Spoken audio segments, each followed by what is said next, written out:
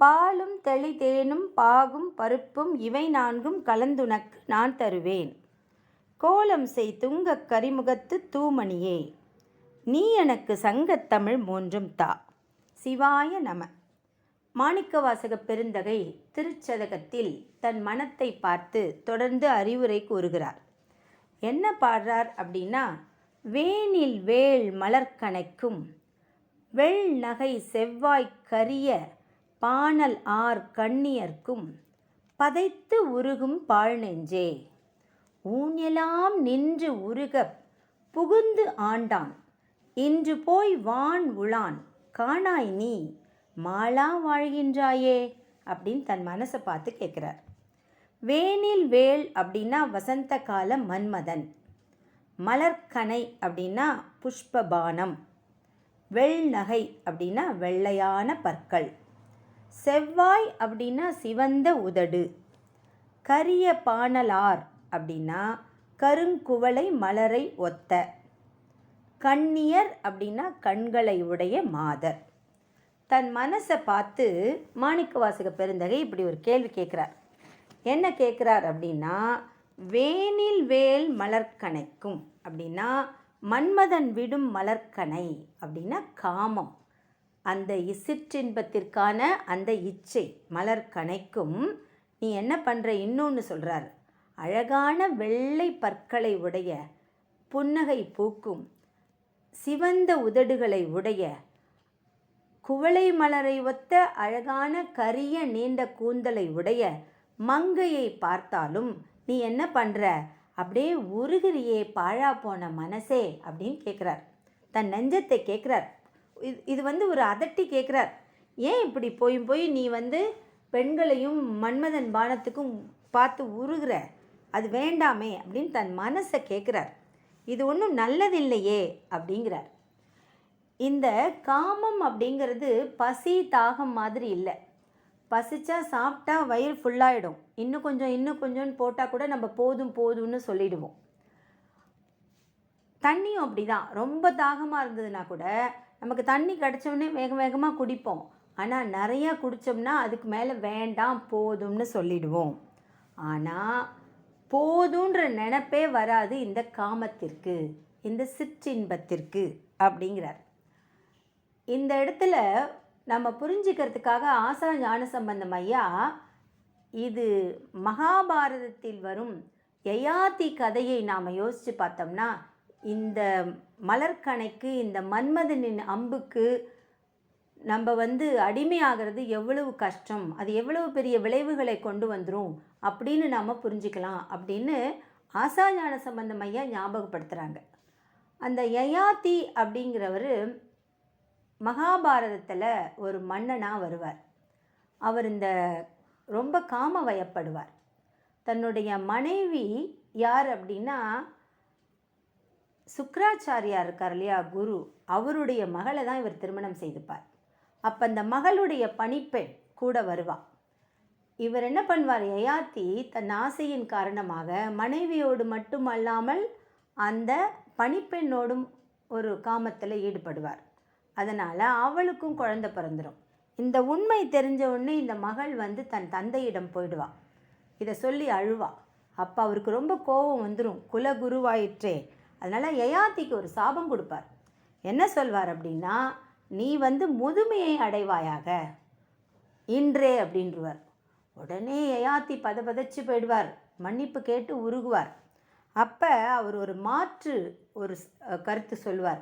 என்ன சொல்வார்னா, குலகுரு, யாராவது ஒரு இளைஞன் உன்னுடைய முதுமையை ஏற்றுக்கிட்டான்னா நான் திரும்பவும் நீ இளமையை பெற்று விடுவாய் அப்படின்னு கொடுப்பார், ஒரு சான்ஸ் கொடுப்பார். உடனே யயாதி போய் தன் மக்கள்கிட்டலாம் கேட்பார், யாராவது என்னுடைய முதுமையை எடுத்துக்கொண்டு உங்களுடைய இளமையை தரீங்களான்னு. மக்கள் யாரும் முன் வர மாட்டாங்க. இவர் அடுத்த படி என்ன செய்வார்னா, தன்னுடைய மகன்களை அழைத்து சொல்லுவார். நீ தரியான்னு முதல் மகன்கிட்டேருந்து கேட்பார். தன்னுடைய மனைவிக்கு பிறந்த பிள்ளைகள் அவங்களாம் தர முடியாது, இளமையை தரமாட்டேன்ருவாங்க. உடனே அவருக்கு கோபம் வரும். நீங்கள் எனக்கு இளமையை தரலன்னா நான் உங்களுக்கு மன்னன்கிற உரிமையை பட்டாபிஷேகம் பண்ணி வைக்க மாட்டேன், நாட்டின் மன்னன்னு முடிசூட மாட்டேன்னு சொல்லிடுவார். அவங்க பரவாயில்லன்னு சொல்லிடுவாங்க. அப்போ இரண்டாவது மனைவி இருக்காளே அந்த பணிப்பெண், அவளுக்கு பிறந்த புரு அப்படின்னு ஒருத்தவன் இருப்பான், கடைசி மகன். அவன்கிட்ட போய் கேட்பார் யயாதி, நீ உன்னுடைய இளமையை தருகிறாயா அப்படின்னு. அவன் மனப்பூர்வமாக தன் இளமையை தன் தந்தைக்கு அளித்து விட்டு தன் தந்தையின் முதுமையை பெற்றுக்கொண்டு முடிசூடி அந்த நாட்டை ஆழ்வான். அப்போது இந்த யயாதி இந்த இன்பத்தை அனுபவிப்பார். ஆனால் கூட அவருக்கு ஒரு உண்மை புரியும், என்னென்னா தன்னால் இதை ஓவர் கம் பண்ணவே முடியல அப்படின்னு தன் தவறை உணர்ந்து தன் மகன்கிட்ட மன்னிப்பு கேட்டுட்டு திரும்பவும் தன்னுடைய முதுமையை பெற்றுக்கொண்டு இளமையை தன் மகனுக்கு கொடுத்துருவார். இந்த யயாதி மேல் உலகத்துக்கு, தேவர் உலகத்துக்கு போன பிறகு, தன் வாழ்க்கையெல்லாம் முடிந்த பிறகு என்னென்னா, இந்த உலகத்துக்கு விட்டு இந்த மேல் உலகத்துக்கு போகிறதுக்கு முன்னாடியே ஒரு ஆயிரக்கணக்கான ஆண்டுகள் காட்டில் போய் தவம் புரிந்து ரொம்ப ஒரு பக்குவமான ஞானி ஆகிடுவார். அதுக்கப்புறம் தான் அவர் மேல் உலகத்துக்கு போவார். இந்திரனுக்கு ஈக்குவலாக அங்கே உட்காந்துருப்பாரும்பாங்க. யார் என்ன வினா கேட்டாலும் கேள்வி கேட்டாலும் ஒரு விடை சொல்கிறதுக்கான பக்குவமும் ஒரு ஆற்றலும் ஒரு அறிவும் பெற்றவர் அவர். அப்போ தான் தேவலோகத்தில் ஒரு கேள்வி கேட்பாங்க, எந்த ஆசைகள் கூடாது ஏன் அப்படின்னு. அப்போ யயாதி ஒரு பதில் சொல்வார், மண்ணாசை, பொன்னாசை, பெண்ணாசை, இந்த 3 ஆசைகளும் மனிதர்களுக்கு வரக்கூடாது. அது ஏன்னா வேறு எந்த ஆசைப்பட்டாலும் அந்த ஆசையை அனுபவித்த பிறகு அந்த ஆசை ஒரு முற்று பெற்றுவிடும், ஒரு நிறைவு பெற்றுவிடும். ஏதாவது ஒருத்தவங்களுக்கு ஒன்று வேணும் அப்படின்னா, அது இப்போ நமக்கு ரொம்ப ஐஸ்கிரீம் பிடிக்கும்னா எவ்வளோ ஐஸ்கிரீம் நம்மளால் சாப்பிட முடியும்? ஒரு கட்டத்தில் நம்ம போதும்னு சொல்லிடுவோம். யாருக்காவது நமக்கு ட்ரெஸ் பிடிக்கும்னா ஒரு கட்டத்தில் அது நம்ம போதும்னு சொல்லிடுவோம். ஆனால் இந்த பெண், மண், பொன் 3ம் எவ்வளவு பெற்றுக்கொண்டாலும் இன்னும் வேணும் இன்னும் வேணுங்கிற ஆசையை தூண்டிக்கொண்டே இருக்கும். நிறைவேறுகிற ஆசையை தான் நம்ம படணும். நிறைவேறாத ஆசையை, இன்னும் சொல்லப்போனால் இன்னும் வேணும்னு ஆசையை தூண்டிவிடும் இந்த 3ம். அதனால் இந்த 3 ஆசைகளும் கூடாதுன்னு யயாதி விடை சொல்வதாக மகாபாரதத்தில் வரும். அதை இங்கே கோடிட்டு நினைவுபடுத்துகிறார் ஆசா ஞானசம்பந்தம் ஐயா. இந்த மனதை பார்த்து மாணிக்க வாசகர் சொல்கிறார், ஏன் உனக்கு இந்த ஆசை? காமம் வேண்டாமே. இந்த மங்கையர் விழிகளில் விழுந்து நீ ஏன் இப்படி பதபதச்சு போகிற? அப்படியே பதைத்து உருகுங்கிறார் பாருங்க. அப்படியே பதபதச்சு போறியே, உனக்கு அப்படியே கிளுகிளுப்பாக இருக்கே, நீ அப்படியே கிளர்ச்சியாக ஆயிடுறியே, இது எதுக்கு அப்படிங்கிறார். இது வேண்டாமே அப்படின்னு பாழ் நெஞ்சே அப்படிங்கிறார். சரி, இது வேண்டாம், அப்போ வேறு எது வேணும் அப்படிங்கிறதுக்கு அடுத்தது சொல்கிறார்,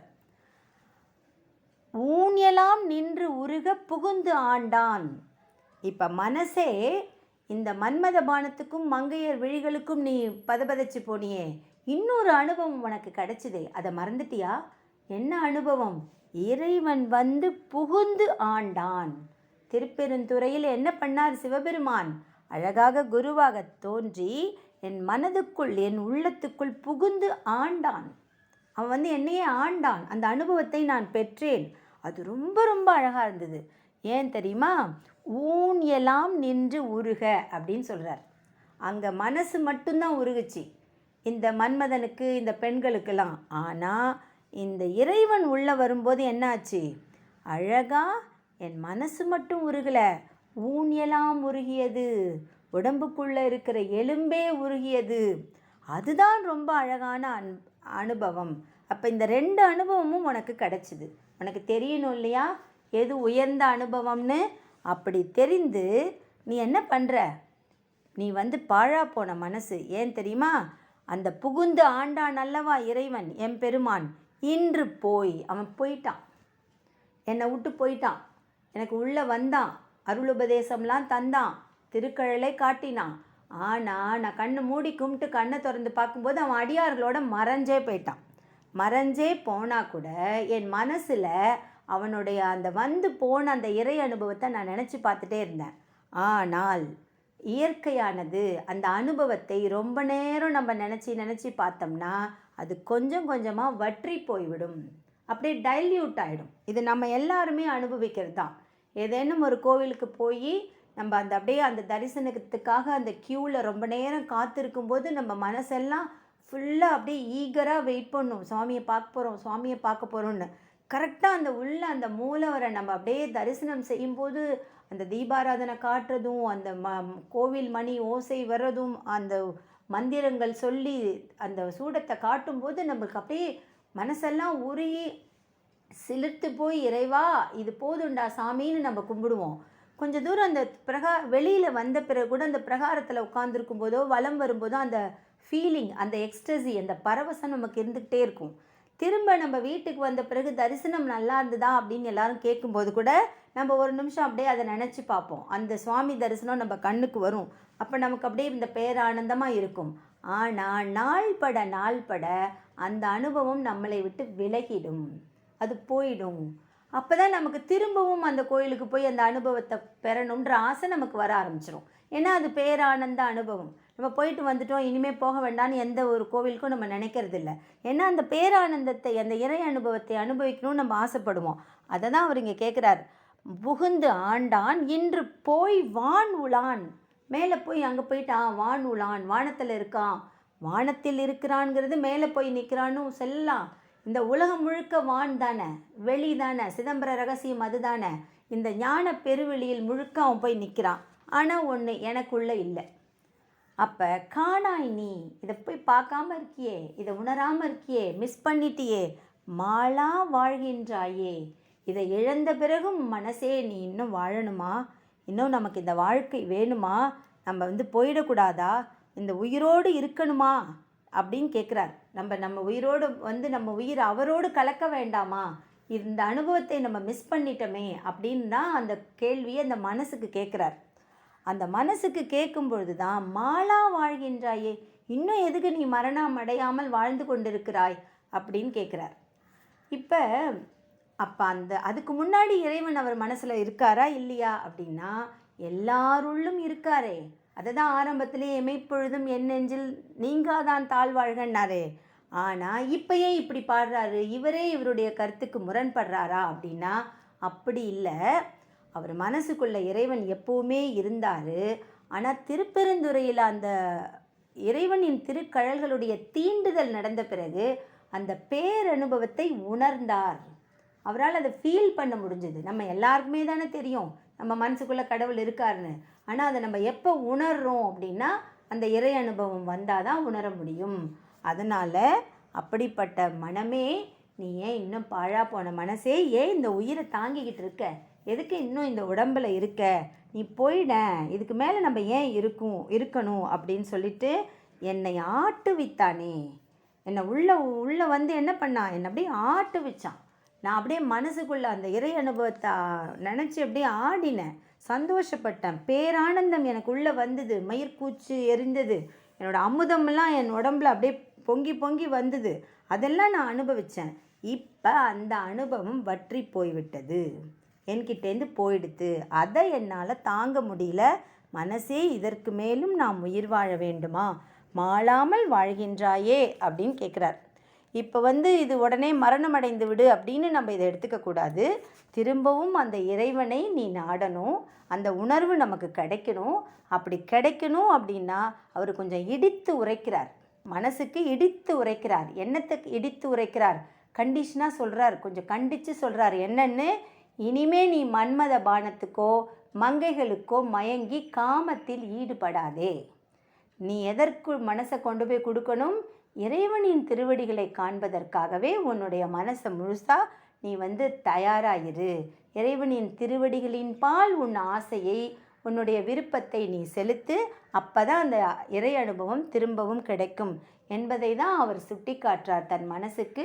அது திருவாசகம் என்னும் பாடலை கொடுத்து நம்முடைய மனசுக்கும் இதை தான் சொல்கிறார். அதனால் நாமும் இந்த சிற்றின்பங்களை நாடாமல் பேரானந்தத்தை பெறுவதற்காக இறை அன்பை நாடுவோம், இறைவனின் ஆழமான பக்தியை நாடுவோம், அவனருளை பெறுவோம். திருச்சிற்றம்பலம், திருச்சிற்றம்பலம், திருச்சிற்றம்பலம்.